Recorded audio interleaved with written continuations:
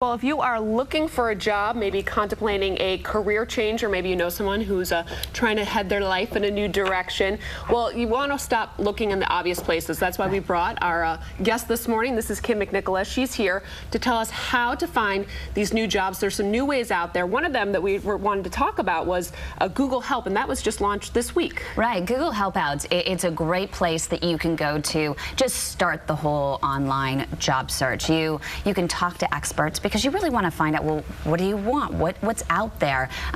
A little bit more about the industry as well. And so Google Helpouts, it's a place that you can find any expert, anytime, real-time advice, one-on-one video chats with an expert. And so you can look up career and education. You'll find a whole host of people that are on demand right then that you can get online with video-wise and ask them for advice. Now, one thing you have to, I think, be careful with Google Helpouts is just, if you know Google, they're about selling advertising, right? And so what I noticed on there is that you have a lot of businesses that may try and upsell you, so you may get 15 minutes of their time. They'll give you a few little bits and pieces of advice, and then they'll say, hey, by the way, do you want to buy my book? Hey, do you want to take flight training?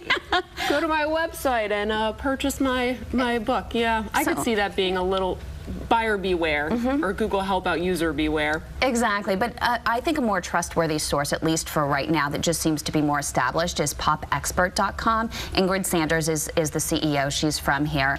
And what I love about popexpert.com is, well, yeah, it's a little more pricey, but you know how credible each of the experts are. They're vetted. They really are careful as to who they choose as experts. You can see these people's resumes online, and the best part about it is that you get the first 50-minute session free. So there are sites out there like LinkedIn and Monster.com. Right. How relevant is it to have an actual paper resume these days? These days, I have the contrarian point of view. I think everyone should have a resume. I work with the Miss Marin County Scholarship Organization through the Miss America program, and I work with these young women on building their resumes and their interview skills. And I call it a fact sheet. Every person should have a fact sheet. What are your goals? What are the awards that you've achieved? What are the accomplishments you've had? And what's your job history? And you need to be really detail-oriented with it. Watch for spelling. Watch for grammar, and especially bosses don't like that when you spell their company wrong on your resume, or even their names wrong. But the biggest pet peeve I have is formatting. And there's a company called Resume Now, Resume-Now, and it's a website you can go to. And it's a no-fail, no excuses. They have all kinds of templates out there. They even offer you the important fields that you need to fill out.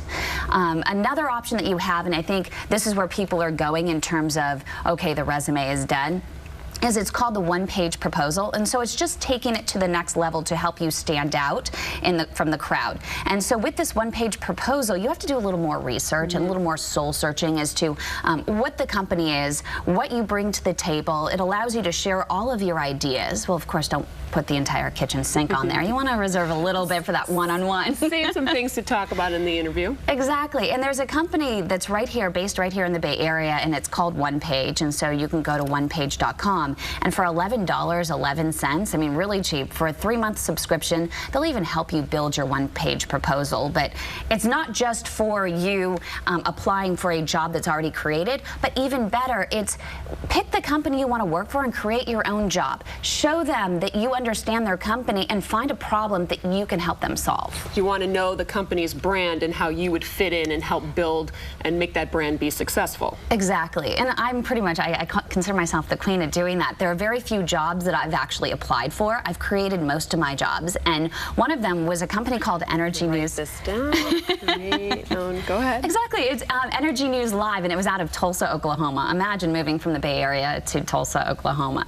But this company was so amazing. It was online, television, and it was fantastic at the time in the year 2000. And they weren't going to hire me because I just didn't look old enough or mature enough at the time to fit the bill for that main anchor job, but I wanted to be there. So what I did was I created a one-page proposal and told them this is exactly who I am and what I can bring to the table and the problems I can solve. And then I also created an entire Excel spreadsheet. And you can do it through Google Docs as well. And I wrote out every single energy company and who their PR contact was and if they were a publicly traded company, I listed all of the analysts, all of their contact information, and all of their stocks. The news director called me within 5 minutes and said, I don't know what I'm going to do with you, but I have to create a job for you. And so it is possible. So just think outside the box when you're looking for a job. It sounds like you put a lot of work into getting that job. I did. They always say it's a job to get a job. So there are people out there that are maybe feeling a little like they're in a rut, or do you have any advice for them that maybe they've been looking for a job for a long time and to keep them motivated?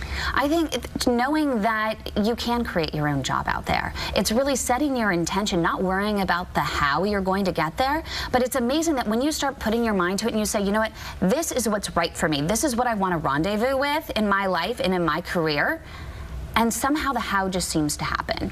I wanted to build a company and I didn't know how I would do it, so I just said, this is what I want to build. And suddenly all these amazing, people in the Silicon Valley just started showing up in my world and helped me to build this company. So don't worry about the how, just worry about the what. And you gave us some great advice this morning. Thanks so much, Kim. You're welcome. I appreciate you being here, and we'll be right back.